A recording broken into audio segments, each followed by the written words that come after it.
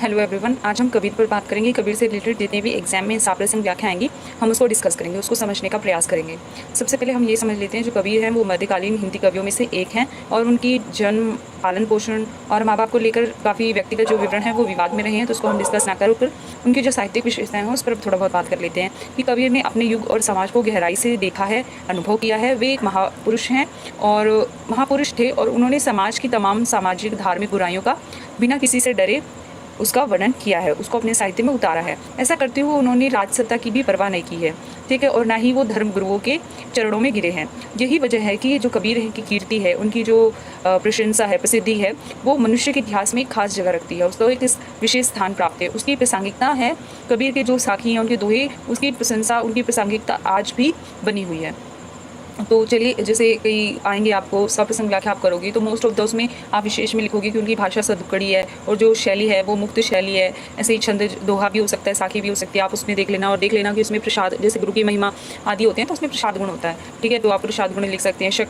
शब्द शक्ति लक्षणा है तो लक्षणा लिखिए, नहीं तो व्यंजना, अब जो भी हो उस हिसाब से आप लिख सकते हैं, और अलंकार लिखिए, ठीक है। तो विशेष में भाषा, शैली, छंद, गुण, शब्द शक्ति और अलंकार आदि लिखा जाता है, ठीक है। चलिए आगे बढ़ते हैं। सबसे पहले हम देखते हैं कि पहला जो है वो हमारे एग्जाम में आएगा, तो कबीर वाणी से पहला है कि मुँह को कहाँ ढूंढे बंदे, मैं तो तेरे पास में, ना मैं देवल ना मैं मस्जिद ना काबा कैलाश में, ना तो पौनी क्रिया क्रम में ना योग वैराग में, खोजी होए तो दुर्तय मिल ही पल भर की तलाश में, कहे कबीर सुनो भाई साधो सब सांसों की सांस में। वन ऑफ द ईजीएस्ट ये था, और इसमें यही कहा गया है कि हे बंदे तू मुझे कहाँ ढूंढता फिरता है, मैं तो तेरे पास ही हूँ, मैं ना मंदिर में हूँ, ना मैं मस्जिद में हूँ, ना काबा में, ना कैलाश में, ना किसी प्रकार के बाह्य आडंबर पूजा पाठ में, ना ही योग वैराग में मैं हूँ। सच्चे मन से खोजने वालों मैं तो पल भर की तलाश में ही मिल जाऊँगा। कबीर कहते हैं सुनो भाई साधो, वह तो ईश्वर जो है हम सब में ही वास करता है, सांस में भी हमारी मौजूद है, ऐसा कहा गया है इसमें, ठीक है। और उसके बाद मैंने जानबूझकर ये जो है साइड में लिखा है सो दैट आपको नोट्स बनाने में ये सब इजी रहे, और क्या है कि सामने लिखा हुआ भी मिल गया है, ठीक है। और उसके बाद बाकी रिवीजन के लिए भी इजी हो जाता है। आप चाहो तो इसके साइड में लिख सकते हो, आप चाहो तो एक अलग कॉपी में लिख सकते हो, ठीक है। उसके बाद दूसरा वाला भी हमारे एग्जाम में आएगा। इसमें है जाग प्यारी अब का सोवे, रैन गई दिन काहे को खोवे, है ना। और उसके बाद वो कहते हैं कि जिन जागा तिन मनिक पाया, ते बोरी सब सोए गवाया। बोरी यानी तू बावली, सब सो कर ही तूने गवा दिया, यानी कि वो यहाँ कहते हैं, बताती हूँ, पहले पूरा पढ़ देती हूँ फिर धीरे धीरे बता देती हूँ ना। पिया तेरे चतुर तू मूर्ख नारी, यानी कि तेरे पिया चतुर है, तू तो मूर्ख नारी है। काहू ना पिया की सेज सवारी, तूने तो कभी पिया का बिस्तर भी नहीं संवारा। सारी बातें कहते हैं। तय बौरी बौरापन की ही भर जोवन पिया अपन्ना चीन्ही, है ना। जब तू यौवन थी तब तूने अपने पिया को नहीं पहचाना, चीन्ही मतलब पहचाना, ठीक है। जाग देख पिया सेज ना तेरे, मतलब जाग देख तेरे पिया तुझे छोड़कर चले गए हैं, वो तेरे बिस्तर पर नहीं हैं। ताही छोड़ी उठी गए सवेरे, मतलब तुझे छोड़कर ही सवेरे ही वो चले गए हैं। कहे कबीर सो धुन जागे शब्द गान और अंतर लागे। यहाँ पर पता है बेसिकली कबीर जो है वो क्या कहना चाहते हैं, यहाँ पर मैंने लिख रखा है। इसमें उन्होंने लिखा है कि आत्मा को उन्होंने प्यारी कहकर बोला है, और उन्होंने कहा है कि संदेह है कि जागो, मतलब आत्मा को ये संदेश दे रहे हैं जिसे प्यारी बोला, और उनसे कहा है कि जागो प्यारी, है ना। और अब तुम क्यों सो रही हो, सोने से आशय मतलब अज्ञान की जो निद्रा है उसे हटाओ। जीवात्मा माया की भरम जाल में फंसकर जीवन के उद्देश्य को भूल जाता है ना। जो जागा है उसे अमूल्य कीमती मोती प्राप्त हुआ है। तुम तो बौरी मतलब पागल हो, सारा समय तो तुमने सोकर गंवा दिया है। तुम्हारे जो प्रिय चतुर पिया हैं वो तुम्हें मूर्ख बना गए हैं। तुमने कभी भी अपने जो स्वामी हैं की सेज नहीं सवारी है। भाव ये है कि तुमने कभी अपने स्वामी का सिमरन नहीं किया है। मतलब यहाँ पे क्या है, जो आत्मा है वो प्यारी है, तो आत्मा को परमात्मा का याद स्मरण करना चाहिए, इसकी बात की गई है उसमें, है ना। तुम पागल हो, तुमने पागलपन किया है, मतलब भरी यौवन में तुमने अपने स्वामी को ही नहीं चीना, पहचाना ही नहीं। जाग और देखो तुम्हारे जो पिया हैं यानी तुम्हारे परमात्मा हैं तुम्हारी सेज पर नहीं है, तुम्हें छोड़कर सवेरे ही उठ गए हैं। कबीर कहते हैं कि जो जागृत है उसके अंदर तक जो शब्द बाण यानी वाणी ज्ञान, यानी कि जो ज्ञान होता है वो उसके हृदय में वास करता है, ठीक है। जो जागृत होता है, जो सोता नहीं है, जो ईश्वर परमात्मा को अपने यौनावस्था में ही पहचान लेता है, उसी के हृदय में ज्ञान का प्रकाश होता है, ज्ञान जो है वास करता है, यानी परमात्मा वास करता है, ठीक है। ऐसी बात कही गई है। उसके बाद हम थर्ड पढ़ेंगे। थर्ड में क्या लिखा है, संतो सहज समाधि भली, साहित्य मिले भयो ना, जो भयो जा दिनते सूरत ना अंत चली। आँख न मूंद कान न रूंदूँ, काया कश न धारूँ, खुले नैन मैं हंस हंस देखूँ, सुंदर जो रूप निहारूँ, कहूँ सो नाम सुनूँ, सो सिमरन जो कुछ करूँ सो पूजा। और इसका आधा जो है वो हम आगे पढ़ेंगे, पहले इतना समझ लेते हैं। संतो सहज समाधि भले, यहाँ बेसिकली वो पता है क्या कहते हैं, वो ये कहते हैं कि संतो सहज समाधि जो है वही सबसे बढ़िया है, सबसे बेस्ट है। जब से साईं से मिलन हो गया है तब से मैंने किसी और की ओर देखा तक नहीं है, किसी और की लौभ में नहीं लगाई है, ना आँख बंद करता हूँ, ना कान, ना शरीर को कष्ट पहुँचाता हूँ, है ना। जैसे होता नहीं है कि ईश्वर के मतलब जाप तप में लोग होते हैं, भाई आडंबर में, है ना, लग जाते हैं और माला फेरते फिरते हैं, तो उस पर एक तरह से व्यंग किया इन्होंने। वो कहते हैं खुली आंखों से हंस हंस कर उसका सुंदर रूप देखता हूँ, और मैं जो बोलता हूँ वही नाम, वह नाम है, और जो सुनता हूँ वही उसका स्मरण है, जो करता हूँ वही पूजा है। मेरे लिए ईश्वर और उद्यान सब समान है, मेरे लिए उसमें कोई अंतर बाकी नहीं है। ठीक है, यहाँ पर ये बातें कही गई है ना। यहाँ लिखा है ना कि कहूँ सो नाम, जो कहूँ वही नाम है, जो सुनूँ वही सिमर, वही उसका स्मरण है। ठीक है, मैं जो करूँ वही उसकी पूजा पाठ है। फिर आगे वो क्या कहते हैं, यहाँ पे लिखा हुआ है ना कि गिरह उदान एक सम देखूँ, भाव मिटाऊँ दूजा, जहाँ जहाँ जाऊँ सो परिक्रमा, जो कुछ करूँ सो सेवा, जब सोऊँ तब करूँ दंडवत, पूजूँ और न देवा, शब्द निरंतर मनुआ राता, मलिन बच का त्यागी, उठ बैठ कबहूँ न बिसरे ऐसी तारी लागी। कहे कबीर यह उन्मनी जो है रहनी सी प्रगट, मेरे को इतना ऐसी भाषा पढ़नी नहीं आती बिल्कुल भी। सुख सुख के एक जो है, बाकी है आसानी है, सुख सुख के एक परे परम सुख ताही मेरे समाई। यानी बेसिकली वो ये कहते हैं कि मुझे ईश्वर की जो है वंदना करने के लिए, ईश्वर को खुश रखने के लिए, ऐसे होता नहीं लोग बिना कपड़े के ही परिक्रमा करते हैं, आपने देखा होगा, तो वो कहते हैं मेरी ईश्वर की जो मेरी पूजा पाठ की तरीका है वो बहुत ज़्यादा आसान है। वो कहते हैं कि जैसे मैं जो करूँ वही उनकी पूजा है। वो उसमें कहते हैं कि मैं जो कुछ करता हूँ वही मेरे ईश्वर की सेवा है। जब मैं सोता हूँ तभी वही मेरी दंडवत होता नहीं, एकदम उसी अवस्था में खड़े रहना, तो कहते हैं वही मेरी दंडवत है, और मैं किसी और देव की पूजा नहीं करता। मेरा मन निरंतर उसी का जो है गीत गाता रहता है, कोई कुछ शब्द मेरी ज़बान से गलत शब्द नहीं आता, उठते बैठते उसकी याद ताज़ा रहती है और उस राग का क्रम टूटने नहीं पाता। कबीर कहते हैं कि मेरे हृदय में जो उन्माद था उसे मैंने प्रकट कर दिया है। ठीक है, फिर उसके बाद वो कहते हैं मैं परम सुख की उस अवस्था में पहुंच गया हूं जो सुख और दुख दोनों से परे है ना। एक ऐसी अवस्था जो सबसे बेस्ट अवस्था होती है, जहाँ ना सुख है और ना दुख है, इन सुख और दुख से बिल्कुल मुक्त हो चुका हूँ, तो उसे ईश्वर प्राप्त हो गया, ऐसी बात उसने कही। ठीक है, बस इतना ही था इसमें। और फोर्थ भी आएगा हमारे एग्जाम में कि अवधू भूले जो घर लावे। यहाँ पे बेसिकली जो है ब्रह्म की व्याप्ति की बात की है, कहा गया है कि सो जन सबको भावे। घर में जोग भोग, घर में ही मतलब सब कुछ जो है वो जो भूल कर भी वापस घर आ जाए वही सबसे बेस्ट है, घर में ही सब कुछ है, वो ऐसा कहते हैं। इसमें घर की इंपॉर्टेंस बताई गई है। घर तज बन ना ही जावे, घर में जुगतु मुक्त, घर ही में जो गुरु अलग लखावे। सहज सुन यानी शून्य जो है में रहे समाना, सहज समाधि लगावे। उन्मुनि रहे ब्रह्म की चिन्ह, परम तत्व को ध्याय, सूरत नीरत सो मेल करके अनहद नाद बचावे। घर में बसत वस्तु भी घर है, घर ही वस्तु मिलावे। कहे कबीर सुनो वो साधु जो का त्यो ठहरावे। यहाँ पर वो बेसिकली कहते हैं कि अवधू जो है वो संबोधन के लिए यूज़ किया उन्होंने, और अवधू के लिए यहाँ पे अर्थ लिखा हुआ है अवधूत। ठीक है, अवधूत। तो कहते हैं वो कहते हैं कि हमको तो बस वह प्यारी है जो जो भूले भटके हैं को घर वापस लाता है। हमें वह प्यारा है जो घर छोड़कर जंगल में बसेरा नहीं करता है, क्योंकि घर ही में प्रिया का मिलन है और घर ही में जीवन का आनंद है। हमें वह प्यारा है जो अनदेखे को दिखा देता है, राह दिखा देता है। घर में ही पाबंदी और बंधन है और घर में ही मुक्ति भी है। हमें वह प्यारा है, ऐसी बातें कही गई हैं। जो आसानी से शून्य को समझ जाए और आसानी से समाधि लगा ले, जो हर चीज़ में ठीक है निरंतर निश्चित हो, और जो ब्रह्म को पहचाने, ठीक है, जो हर काम में निपुण हो, जो ईश्वर को पहचाने, सत्य का अनुभव करे, जो प्रेम और वैराग्य को मिलाकर अनहाद राग छोड़े। कबीर कहते हैं कि घर ही सब कुछ है। ठीक है, ऐसी बात उन्होंने कही है इसमें। इसी प्रकार 25 है, इसमें कहा गया है पानी बीच मीन प्यासी, यानी कि पानी के बीच में रहकर भी मछली प्यासी है, ऐसी बात उन्होंने कही। मोही सुन सुन आवे हंसी, मतलब ये सब सुनकर ही मुझे हंसी आ रही है। घर में वस्तु नजर नहीं आवत, बन बन फिरत उदासी, आत्मज्ञान बिन जग झूठा, क्या मथुरा क्या काशी। बहुत ही खूबसूरत है ये। इसमें ये कहा गया है कि पानी में मछली प्यासी, पानी के बीच रहकर भी मछली प्यासी है। यह सुनकर मुझे हंसी आ रही है, क्योंकि घर में ही जब सब कुछ मतलब घर में रखी चीज़ें दिखाई नहीं दी और उसकी खोज में जंगल जंगल परेशान फिरता है। अगर आत्मज्ञान ना हो तो चाहे मथुरा चले जाओ, चाहे काशी, दुनिया झूठी दिखाई देगी। बेसिकली यही बोला गया है कि बाह्य कर्म कांड में इधर उधर भटकने का कोई मतलब नहीं है। ठीक है। ईश्वर तुम्हारे अंदर ही वास करता है, अपने माता पिता की पूजा पाठ करो, ठीक है, उसी में ईश्वर तुम्हें मिल जाएगा और बाकी परेशान होने की ज़रूरत नहीं है, ठीक है। तो यही बात इसमें बोली गई है और आप इसको मेन आंसर मतलब यही था इसका। बाकी आप इसको अपने नज़रिए से एग्जाम में चाहे जितना बड़ा कर लो, क्योंकि वही है कि परमात्मा के लिए आत्मा को दर दर भटकने की ज़रूरत नहीं है। और क्या बोलते हैं, जैसे मछली होती है पानी में रहकर भी अगर वो प्यासी रह जाए तो क्या मतलब ईश्वर है तो फिर उसके लिए क्यों परेशान होना, उसको पालो, है ना।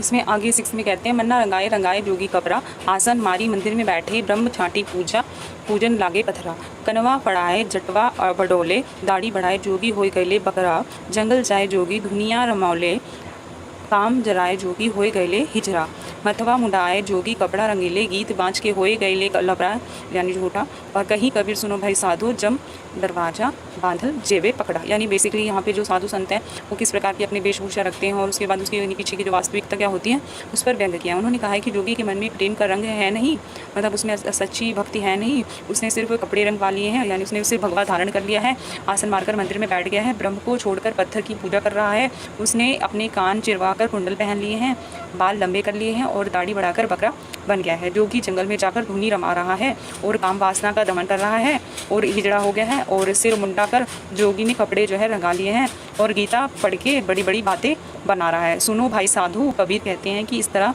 तू हाथ पांव बांधकर यमराज के दरवाजे पर डाल दिया जाएगा, ठीक है। उनको ऐसा कबीर कह रहे हैं कि जो ये तूने अपना भगवा रूप धारण कर लिया है और जो नागा बाबा की तरह मतलब बाल बढ़ा लिए हैं और तूने जो राख लगा ली है, वो बूटी लगा ली है, वो ठीक है, जो ये दिखावा कर रहा है और जंगल में जाके योग कर रहा है और असली जो भक्ति के विषय के योगी अपनी दासी रख लेते हैं और उसके पीछे काम वासना को तृप्त कर रहा है, तो एक दिन क्या होगा कि तेरा अंत हो जाएगा, ऐसा कबीर कहते हैं, ठीक है। उसके बाद हम आगे बढ़ते हैं। उसके बाद हमारे एग्जाम ये वाला आएगा 9th वाला।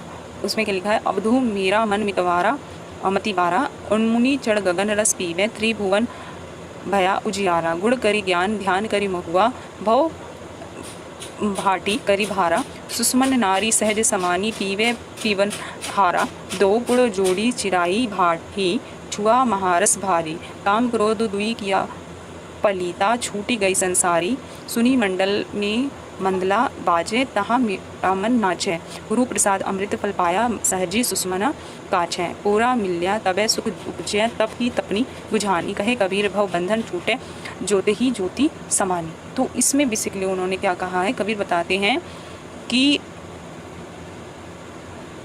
समाधि जो है अवस्था पाकर शिष्य का जो मन है आनंद से मतवाला हो जाता है, यानी मेरा मन मतिवारा मतलब एक ऐसी अवस्था में ही मन को आनंद प्राप्त होता है, मन जो होता है मस्ती में डूब जाता है जब वो एकदम समाधि को प्राप्त कर लेता है, ऐसी बात को कहते हैं। मेरा मन मतिवारा मतलब मतवाला, है ना, यानी उन्मनी चढ़ गगन रस पीवे, त्रिभुवन भया उज्ज्वला।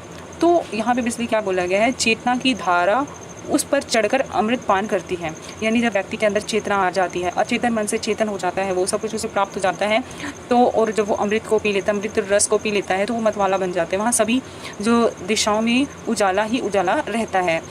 जो सुषमना नाड़ी होती है, जो आप योगा करने की जो अवस्था होती है, उसमें आप देखते नहीं हो कि मेडिटेशन वाली उसे, है ना, तो उसमें ऐसे पकड़ के नाक ऐसे दबा के और सांस ऊपर को लेते हैं, तो उस, है ना, तो एकदम ध्यान मग्न होते हैं। तो सुषमना नाड़ी के अंदर से होकर ऊपर जाने पर ज्ञान रूपी जो गुड़ और ध्यान रूपी महुआ, है ना, तो ज्ञान और ध्यान करते हैं ना सुषमना नाड़ी, उस योगा करने की जो अवस्था होती है जिसमें मेडिटेशन, ठीक है, तो उसकी बात की गई है। उस करने से क्या होता है, ईश्वर का ध्यान करने से बिल्कुल जैसे सोम रस का पान करते हैं ना, वैसा आनंद मिल रहा है। वहाँ अमृत की भारी वर्षा हो रही है ईश्वर के पास, जहाँ पे समाधि अवस्था में जहाँ वो पहुँच गए, वहाँ अमृत की जल की भारी बारिश हो रही है, वहाँ अमृत की, और कहते हैं अमृत रूपी सोमरस जो है वो पीने पर सभी संसारिक जो विकार है, जैसे संसार की जो मोह माया, जैसे काम क्रोध लोभ मोह आदि जो है जलकर मिट जाते हैं। मन माया के आकर्षण से खत्म हो जाता है, सारा जो ये लग्जरी के पीछे हम भागते हैं वो सारा आकर्षण हमारा खत्म हो जाता है। शून्य मंडल में हम होते हैं, पहुँचने पर बहुत ही मधुर संगीत बज रहा है, जिसे सुनकर मन आनंद से नाच उठता है, तृप्त हो जाता है। गुरु कृपा से मुझे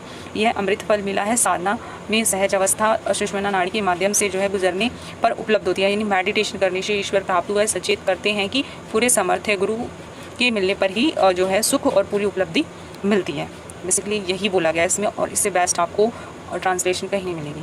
इसमें यही भाव था और पूरा प्रॉपर लिख दिया गया है, ठीक है। इसी तरह 10th भी आपका आएगा और ये मेरा फेवरेट है, ये वाला मेरा बहुत ज़्यादा फेवरेट है। इसमें बोला है माया महा ठगनी हम जानी, त्रिगुण फांसी लिए कर डोले, बोले मधुर बानी, केशव के कमला होई बैठी, शिव के भवन भवानी, और पंडा के मूरत होई बैठी, राजा के घर रानी, काहू के हीरा होई बैठी, काहू के कोड़ी कानी, भक्तन के भक्तिन होई बैठी, ब्रह्मा के ब्रह्मणी, कहे कबीर सुनो भाई साधो यह सब कथा कहानी आकत कहानी। यहाँ पर कबीर जो है माया की बात करते हैं, कहते हैं कि माया को बहुत बड़ी ठगनी वो समझते हैं। उसके हाथ में त्रिगुण की फांसी का फंदा है, होठों पर उसके मीठे बोल हैं, और वो केशव यानी विष्णु के यहाँ कमला यानी लक्ष्मी बन बैठी है, शिव के यहाँ भवानी, इसी तरह पंडे घर में मूर्ति बन बैठी है, और तीर्थ में तीर्थ का पानी बन बैठी है, जोगी के घर में जोगन बन बैठी है, इसी प्रकार राजा के घर में रानी बन बैठी है, और कहीं किसी के यहाँ जो है हीरा बनकर है, तो कहीं किसी की बिल्कुल कानी कौड़ी, मतलब कुछ भी नहीं। भक्तों के यहाँ भक्तिन हो गई है, और ब्रह्म के घर में ब्रह्मणी, सुनो भाई साधो। कबीर कहते हैं यह अकथनीय कथन है, ठीक है। इसी प्रकार हम आगे बढ़ते हैं, बहुत ज़्यादा सुंदर था वो। इसी प्रकार आगे लिखा है, साधु देखो जग और आना, साची कहो तो मारन, धावे झूठी जगपति आना। यानी कि साधु देखो कि जग बढ़ा गया है, सच कहो तो मारने दौड़ता है, और झूठ कहो तो पूजा करता है, प्रतिष्ठा देता है। इसी बात को कहते हैं, हिंदू कहते हम राम हमारा, मुस्लिम रहीमाना, आपस में दो लड़े, मूरत मरम को ना जाना, ठीक है, ऐसा वो कहते हैं। उसके बाद कहते हैं, असली मर्म कोई नहीं जान पाता, और बहुत मिले मोही, नेमी धर्मी प्राप्त स्नाना, आत्म छोड़ी वो पहुँचने पूजे तिनक धोता ज्ञाना। और यानी कि आत्मज्ञान पर बहुत ज़्यादा बल देते हैं कबीर, और वहाँ पे कहते हैं आत्मज्ञान को छोड़कर पत्र की पूजा करता है, ऐसा झूठा ज्ञान दिखाता है। आसन मारी डिंग भरी बैठे, मन में बहुत गुमाना, यानी आसन करके धारण करके जो बैठ जाते हैं और मन में कितना अहम पाल रखा है इन्होंने। पीपर पाथर पूजे लागे, तीर्थ वर्ण भुलाना, माला पहिरे टोपी पहिरे, छाप तिलक अनुमाना, यानी जो बाह्य आडंबर होता है उसका, टोपी वोपी पहन ली और माला वाला पहन ली है और तिलक लगा लिया है, उस पर अनुमान गुमान करता है। साखी शब्द गाबत भूले, आत्म खबर न जाना, अपनी ही खबर उसको नहीं है। घर घर मंत्र में दिन फिरत, माया के अभिमाना, गुरुब सहित शिष्य सब बूढ़े, यानी गुरु शिष्य सब उसी में डूब गए हैं। अंतकाल पछताना, फिर में जाके पछताते हैं। बहुत देखे पीर औलिया, पढ़े किताब पुराना, मतलब ऐसे बहुत से पीर और औलिया देख लें जितनी किताबें पढ़ के करें मुरीद कबर, मतलब मुरीद यानी शिष्य बना लेते हैं, अपने पैरों के नीचे से रख लेते हैं, और उन्हीं खुदा न जाना। कबीर कहते हैं कि देखो साधु, सारी दुनिया जो है वो पागल हो गई है, सच्ची बात कहीं तो मारने को दौड़ती है, लेकिन झूठ पर सबका विश्वास है। कबीर एक ही ईश्वर होने की बात कहते हैं, और हिंदू राम का नाम लेते हैं, तो मुसलमान जो है रहमान का। दोनों आपस में इस बात पर लड़ते मरते हैं, लेकिन सत्य को कोई नहीं पहचानता। मुझे धर्म और उसके नियम को मानने वाले बहुत मिले, जो प्रातःकाल सुबह सुबह उठकर स्नान करते हैं, आत्मा को छोड़कर पत्थर की पूजा करते हैं। उनका ज्ञान झूठा है, दंभ धारण करके आसन लगाकर बैठे हैं, और उनका जो मन है अहंकार में डूब जाता है। उसके कारण वह पत्थर और पीपल जो है को पूजते हैं, माला और टोपी पहनकर तिलक छाप लगाते हैं, उपदेश देते हैं और आत्मा से बेखबर हो गए हैं, ठीक है। माया के घमंड में घर घर में वह आत्मा से बेखबर हो गया, और वो कहते हैं मंत्र सुनाते हैं, मतलब माया की उसमें क्या करते हैं कि लोगों के घर घर जाकर मंत्र पढ़ते हैं। वे गुरु और उनके चेले सब डूब चुके हैं, उसके पास पछताने के सिवा कुछ नहीं है, ठीक है, ऐसी बात उन्होंने कही है। उसके बाद वो कहते हैं कि मैंने पीर औलिया बहुत से देखे हैं जो किताब कुरान पढ़ते रहते हैं, वह कब्र दिखाकर लोग उन्हें मुरीद बना लेते हैं, शिष्य बना लेते हैं। जाहिर है कि उन्हें खुद को नहीं पहचाना है। हिंदू की दया और मुसलमानों की मोहब्बत जो है, दोनों अपने घर से निकल गए हैं, ये सब बातें उन्होंने उसमें कही हैं, ठीक है।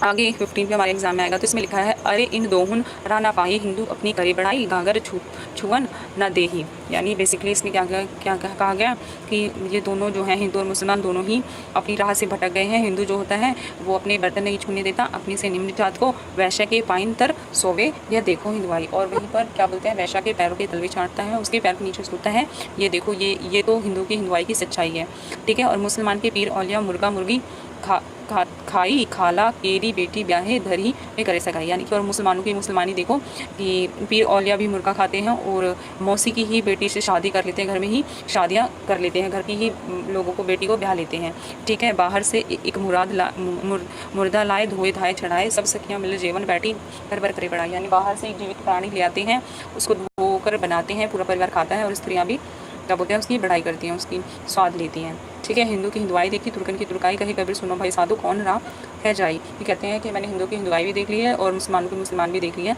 कबीर कहते हैं दोनों ही अपने राह से भटके हुए हैं, दोनों में से कोई भी सत्य के नज़दीक नहीं है, यथार्थ के नज़दीक नहीं है। इसी तरह और कौन सा एग्ज़ाम में आएगा, इनमें से नहीं आएंगे भी। और उसके बाद उसके बाद हमारे एग्ज़ाम में चलो ये वाला 20 आएगा, 20 पे बात करते हैं, नहीं 20 नहीं आएगा, 21 आएगा, ठीक है। तो 21 पे बात करते हैं कि लाली मेरे लाल की जित देखो तित लाल, ये वाला भी बहुत खूबसूरत है। लाली देखन मैं गई, मैं भी हो गई लाल, जिन पावन भुई बहु फेरी, घूमे देश विदेश, पिया मिलन जब होए आंगन भया विदेश, है ना। इसमें कहा है, कबीर कहते हैं कि ये सारा जो भक्ति है, ये सारा संसार, ये सारा ज्ञान मेरे ईश्वर का ही है, मेरे लाल का ही है, जिसकी मैं पूजा करती हूँ। और जिधर भी देखती हूँ उधर मेरे लाल ही लाल नज़र आते हैं। और छोटे से कण में भी मुझे मेरे ईश्वर दिखते हैं, मतलब हर जगह, चींटी में भी और सूक्ष्म से सूक्ष्म जीव में भी मेरे ईश्वर मुझे दिखते हैं।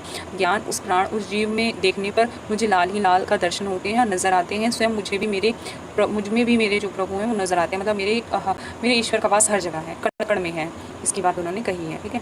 उसके बाद आगे है, चलती चाकी देख के दिया कभी ना रोए, दुई पट भीतर आए के साबित गया ना कोई, भाई वीर भटकाऊँ भरी भरी नैन न रोऊँ, जागा था सो ले लिया दिन था दिन दो। यहाँ पे संसार की जो चक्की है, ये उसमें क्या होता है कि जिस प्रकार मृत्यु और जन्म के चक्की जो होते हैं उसमें हम पिसते रहते हैं, मतलब जीते रहते हैं और मरने से बचते रहते हैं, जीवन को बेहतर करने का प्रयास करते हैं, और मृत्यु से हम डरते हैं। मृत्यु हम बिल्कुल उसी प्रकार, जैसे गेहूँ का एक कण होता है, वो क्या करता है, वो पिसना नहीं चाहता, लेकिन उसी प्रकार हम लोग होते हैं, जीवन में दुख नहीं चाहते हैं, ठीक है। वहीं पर दुख सुख और जीवन मृत्यु, ये जीवन का सत्य है, ठीक है। और तभी जीवन सार्थक भी होता है। हम क्या करते हैं, जीवन में कभी मरना नहीं चाहते, हम आनंद बना लेते हैं, ठीक है। संसार की जो चक्की के दो पत्थर पाटों के बीच में हम सब अनाज की तरह दोनों तरह पिसते हैं, और अंत में कोई भी साबुत नहीं बचता है, आटे की तरह महीन हो जाती है। और आटे की तरह महीन होने पर ही वास्तव में हमारे जो जीवन की सार्थकता वो सिद्ध होती है, हम किसी काम आते हैं। संसार वस्तु के मोह से बचने की बात जो है वो इसमें कही गई है। जीवन चक्र के, जीवन और मृत्यु का जो चक्र है उससे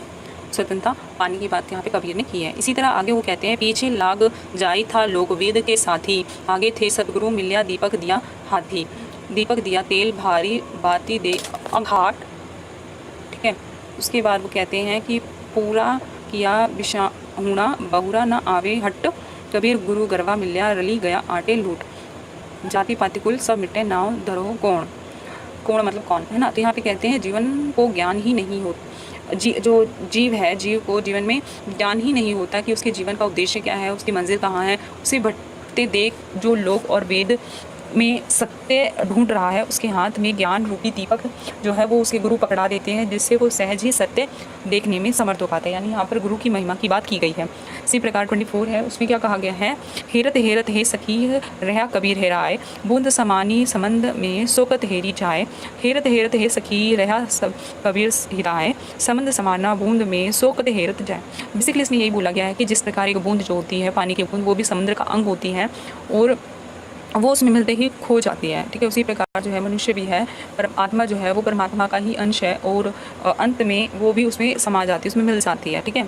इसमें कहा गया है, इस जो ये साखी है इसमें लिखा है, इसका मूल भाव ये है कि जीवात्मा पूर्ण परमात्मा का एक अंश है, और जैसे एक बूंद समुद्र में का ही एक अंश होती है, जीवात्मा पूर्ण परमात्मा में जाकर मिल चुकी है। अब ऐसे में उसकी स्वतंत्र पहचान जो है वो समाप्त हो गई है, उसे पुनः खोज पाना संभव नहीं है।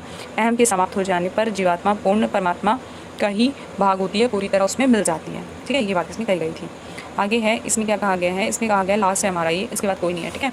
तो इसमें कहा गया है, यह जग अंधा मैं काहि समझावो, एक दुई हो उन्हें समझावो, सभी भुलाना पेट के धंधा। यानी कि वो कहते हैं कि ये पूरा ही जग जो है बावला हो गया है, एक दो होते तो मैं उन्हें समझाती, अब मैं सबके सब पागल हो गए, मैंने क्या समझाऊँ। पानी के घोड़ा पत अस्वरत यानी सवार, डरिक परे दिस ओस के बूंद, है ना। उसमें क्या, गहरी नदी आगम बहे धरवा खेवन हारा, पगीला फंदा, घर के वस्तु निकट नहीं आवत, दियना बारी के ढूंढत अंधा, मतलब घर की वस्तु से न दिखाई नहीं दे रही, और बारी मतलब जलाकर वो अंधा जो है वो ढूंढ रहा है। लागी आग सकल बग जरिगा बिनु गुरु ज्ञान भटिकिया बंदा, यानी कि आग लगने से सब कुछ जल गया है और बिना गुरु ज्ञान के जो है वो भटक रहा है, भ्रमित हो गया है। कहे कबीर सुनो भाई साधो, एक दिन जाए लंगोटी झर बंदा। यानी इसमें बेसिकली यही बात बोली गई है कि एक दो होने में उनका देखो, मतलब उसमें ये बुलाया गया कि सारा ही जग बावला हो गया है, मैं इसे क्या समझाऊं। एक दो होते तो समझा सकता था, लेकिन सारा जग ही अंधा है, मैं इनको कैसे समझाऊं, ठीक है। शरीर एक दिन ऐसे ढलक यानी ख़त्म हो जाएगा, जैसे ओस की बूंद पर सूरज की रोशनी पड़ने पर वो ख़त्म हो जाती है, ऐसे ही एक दिन जो है जीवन समाप्त हो जाएगा। नदी बहुत गहरी है और इसकी जो है कहते हैं इसकी धारा भी बहुत तेज है और जिसे रोक पाना मुश्किल है, तो उसे कहीं भटकने की आवश्यकता नहीं है, इसको आत्मा को ही भटकने की आवश्यकता नहीं है। वैसे ही स्थिति में उसे अपना जो है आंगन भी विदेश लगने लगता है। जो साधक को ब्रह्म के वास्तव स्वरूप का ज्ञान हो जाता है, तो क्या बोलते हैं, ब्रह्म को खोजने में कहीं बाहर भटकने की ज़रूरत नहीं होती, ऐसी बात वो कहते हैं।